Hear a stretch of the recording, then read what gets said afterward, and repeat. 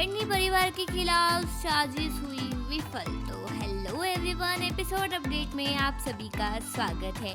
Serial नागिन season 7 में आने वाले अपकमिंग ट्रैक में हम ये देखने वाले हैं कि इतिहास फिर से दोहरा रहा है, यानी कि नागिन जो है वो फिर से इंसान के प्यार में पड़ चुकी है। ऐसा ना हो इसलिए नाग रानी की जो रक्षक है भरनी, उसने आर्यमन का भेष बनाकर नागिन यानी कि पूर्वी की हत्या कर दी थी, ताकि पूर्वी आर्यमन से नफरत करे और नफरत के सिवा कुछ भी नहीं करे। लेकिन ऐसा नहीं हुआ, नाग रानी किसी इंसान के प्यार में नहीं पड़ना चाहिए था। वहीं आगे के ट्रैक में हम ये भी देखने वाले हैं कि जो भरनी है उसने आर्यमन का रूप इसलिए लिया था ताकि नाग रानी उससे नफरत कर सके और उसका बदला पूरा कर सके। लेकिन नाग रानी ने जो आर्यमन को नहीं मारा। वहीं आगे के ट्रैक में हम ये भी देखने वाले हैं कि आर्यमन का जो रूप लेकर भरनी ने पूर्वी को मारा था, वो तो भरनी को लगा कि मेरी वजह से नाग रानी मर गई, लेकिन ऐसा नहीं हुआ। हमारी नाग रानी वापिस आई सिर्फ और सिर्फ बदला लेने के लिए। लेकिन मैंने ऐसा सोचा था कि अब नाग रानी आर्यमन से नफरत करेगी, पर ऐसा नहीं हुआ। हमारी सारी कोशिश नाकाम रही। वहीं दूसरी तरफ हम ये भी देखने वाले हैं कि आर्यमन की जो याददाश्त मिटाने के लिए नाग रानी जो है वो जड़ी बूटी लेने के लिए नदी में कूद जाती है ताकि आर्यमन को बचाया जा सके। वहीं कई मुसीबतों का सामना करने के बाद आखिरकार नील औषधि मिल ही जाती है। वहीं नाग रानी उसे पीकर नाग मंदिर की तरफ निकल जाती है और वहां जाकर देखती है तो आर्यमन वहां से जा चुका था। वहीं नागिन अपनी रक्षक को पुकारने लगती है, आर्यमन कहाँ गया भरनी?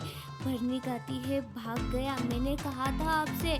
आर्यमन को मार देते हैं। वहीं जो आर्यमन जो है अपनी पूरी फैमिली को बताने के लिए चला जाता है कि नागिन होती है, लेकिन वहीं रास्ते में ही नागिन आर्यमन को रोकने की पूरी कोशिश करती है लेकिन रोक नहीं पाती। वहीं आर्यमन जाकर जो है डोरबेल बजाते हुए भी नजर आने वाले हैं। वहीं थोड़ी ही देर में आर्यमन के पापा बाहर आ जाते हैं। वो आर्यमन से कहते हैं कि आर्यमन उन्हें कहता है कि पापा सचमुच नागिन होती है, डेढ़ इच्छाधारी नागिन होती है। वहीं आने वाले ट्रैक में हम ये भी देखने वाले हैं कि वहीं पूरी फैमिली आर्यमन से यह पूछती नजर आने वाली है कि तुम्हें तो नागिन की बातों बकवास लगती थी, तुम कब से यकीन करने लगे हो? वहीं आर्यमन सारी बातें भूल जाता है। वहीं दूसरी तरफ नागिन जो है विद्या प्राप्त की थी, जो नागिन ने जो विद्या प्राप्त की थी वो उससे उसके काम आई। यह देखकर नागिन मन ही मन खुश होती हुई भी नजर आने वाली है कि उसने जो आर्यमन के ऊपर विद्या की सिद्धि करी थी वो आखिरकार उसकी मेमोरी डिलीट कर दी।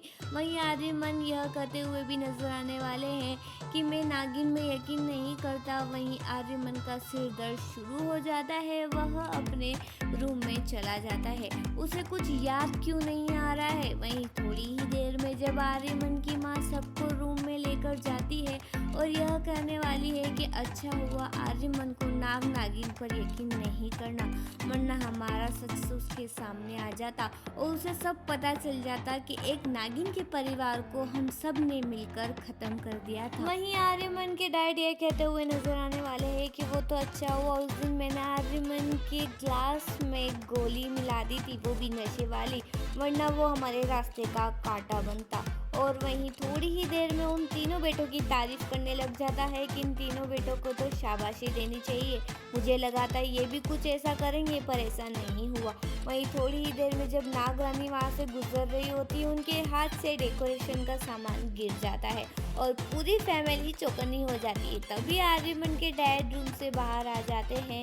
क्या होने वाला है आगे के ट्रैक में जानने के लिए बने रहिए हमारे चैनल के साथ। हमारे चैनल को सब्सक्राइब करना ना भूले पार्ट 2 के लिए।